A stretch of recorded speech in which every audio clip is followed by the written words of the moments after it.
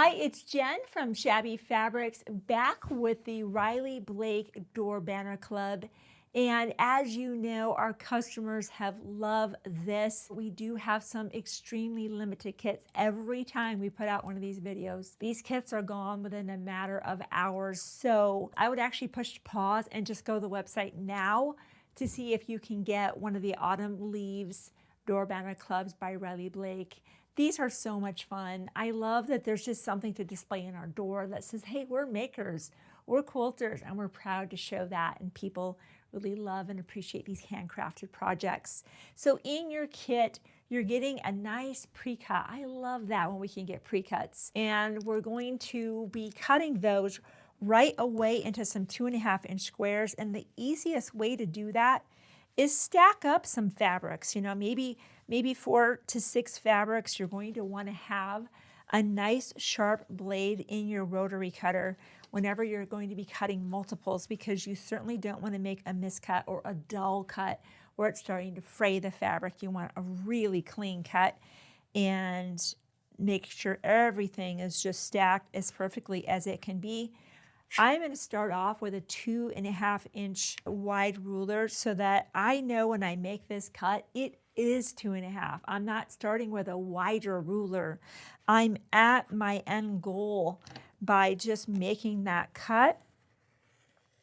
And without lifting anything, except for my ruler, I am just going to rotate that mat and make another cut. It just saves you time by being able to cut a block of fabrics at once versus one by one. You can certainly cut that one by one if you wish, but there's really no need to do that. So you're going to give all your fabrics a good cut, and I love that in these leaves, obviously there's 6 of them. Notice there's no 2 that are alike. It's a really fun way to be able to just celebrate fall with all these beautiful Lori Holt fabrics, or what you're seeing in here. And of course we have just a little bit of the stem, and I love the assembly there of that, just kind of that falling leaves, right? So we start off our project with our stems here. And it starts off with this nice big square, and we have 2 smaller squares. And the first thing that we're going to do is just draw a line from corner to corner. You may have seen us do this technique many times before, called sew and flip. And that is what we're all about today globally throughout this project. This is much easier than you think that it could be. And we place that corner in that corner right there, and I've done another one ahead of time. And we're just going to start right off sewing directly on that line. Go ahead and get your iron heating up to full hot, and we'll sew directly on that line. Actually, let me fix that corner. I want that to be seated right in that corner. Let's go sew on that direct line and flip. And that is what you're going to be doing a lot of today.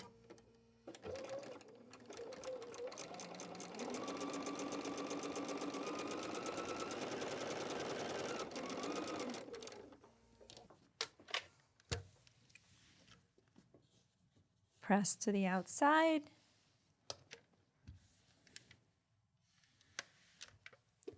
And we lift that flap up. I'm going to use the 1/4 inch right there, that nice dash line, sitting that right on my stitching to make that cut. And this is going to go into my stash. I can definitely get something out of that later on. So I would call that an opportunity fabric. And we'll sit that other one in the opposite corner and sewing directly on that line here.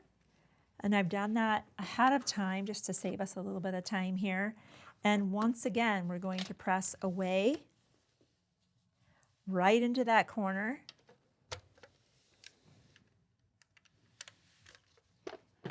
Lift that and trim, and we'll have a little bit more opportunity fabric for a rainy day where we can put that into a project. You know, even if you were to do a scrap quilt, it's almost like a memory lane quilt where it's just simple things sewn together. Those are some of my favorite projects. So each of our leaves starts off with the kind of stem unit that way. Now, as we continue working with our project, you can see that for a lot of this, it's simply those squares we just cut, right? Where you're just laying things out. We're going to kind of just start off with this here. where we're just laying that out, right? And that's just so simple. In fact, I'm going to turn that because that's going to be, I think, a little bit of a more natural view for me, right? And you're just sewing that together. And I'm just going to show you that. We pressed all of our seams open, so our block's laying nice and flat. And so simple little patchwork there with our 1/4" seam allowance. If you have any issues with that 1/4" seam allowance, the seam guide has been incredibly helpful to me. You're going to want to use some kind of a seam guide setter. This is more of a scant 1/4", but you can kind of move that seam guide where you want it to be. Sew on some scrap fabric and measure. Are you where that 1/4" should be? And if so, you can just lock that tape down. And I also have the diagonal seam tape on my machine to kind of lock in where that position is. It helps me out a lot. So that's how we're building our first 4-patch here. And then once that is done, let's just kind of start building different sections. We can go right up above that here, more sew and flip. This is kind of a flying geese unit. We're starting off with our rectangle. We have our 2 squares. Remember, we cut that out of our pre-cut.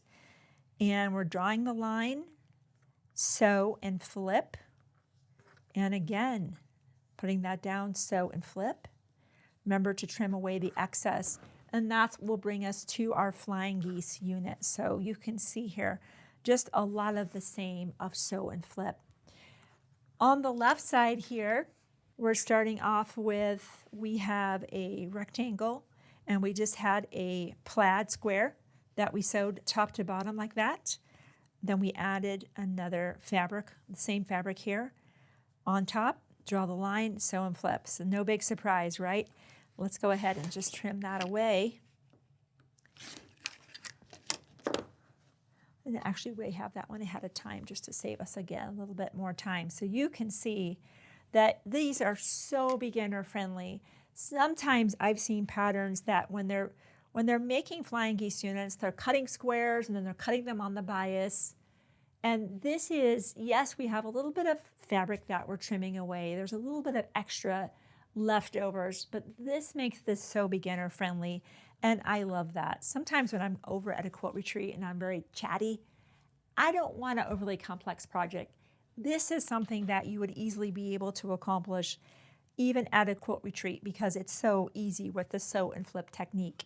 So again, as we kind of continue down in this area here, we had just sewing 2 squares together. Surprise, right? Square, draw the line. We have our sew and flip here for this portion. And then again, we have this. We had our squares. We created our flying geese unit, again with the sew and flip technique. And then we sewed that onto the bottom. Get that out of the way here. A lot of fabric everywhere. And then really for our final section here, we created a 4-patch, put 2 more squares, drew our line. You know what we did here. Pressed to the outside and trimmed until we have our, we'll do that one. Let's just press that one to the outside.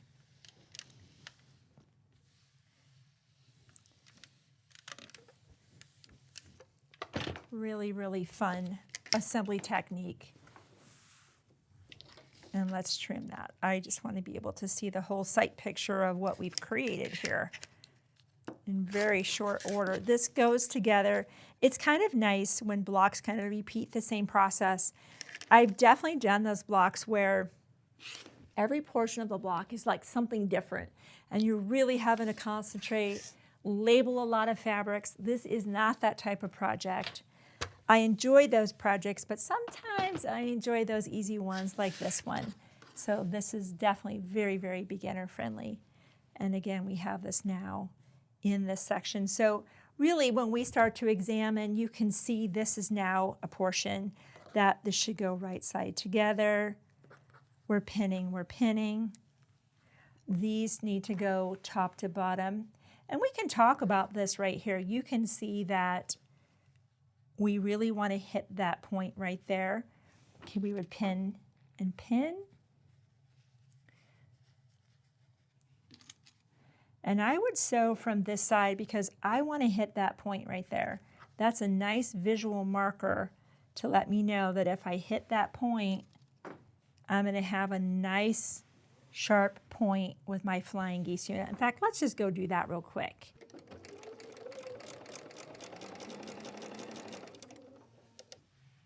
And I should show you how we decided to press this open. Notice there's a lot of things being pressed open to equally distribute that bulk. If you find your blocks are wanting to press in another direction, you can go for that. If I was to open this up and there was a very obvious listing of one way or the other, I would go with it. But you can see how that seam is kind of sitting straight up, meaning right now the best course of action is equal distribution of that bulk. Because now we have the same amount of fabric on both sides of the seam, resulting in a flatter quilt block, which is of course something that we're all going for. And let's flip that over and see how we did. So we hit that point real nice right there.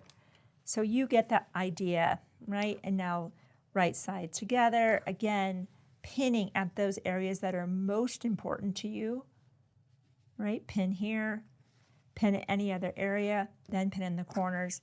And you're just really kind of putting the project together top to bottom here. And then this is where our final seam is, and you can see that right there. And again, that's how we press. Super, super simple. So of course, this is how the arrangement goes. And then you can add your batting, your backing, and you're off to the quilter, or maybe you're gonna do that yourself. The hanging sleeve on the back, we covered that in our very first door banner tutorial. So if that's brand new to you, be sure to check out that earlier video where we take you through the journey of how to make the hanging sleeve on the back. So you can see that this block is so much easier than it might first appear. Again, we have very limited kits, so head over to the website now. Hopefully there's a kit there for you. And if not, be sure to subscribe. That way when these videos come out, you're the first one to know. You can head over there and pick up your favorite kits. Thanks again for giving me part of your day to show you how easy it is to make this beautiful leaf block.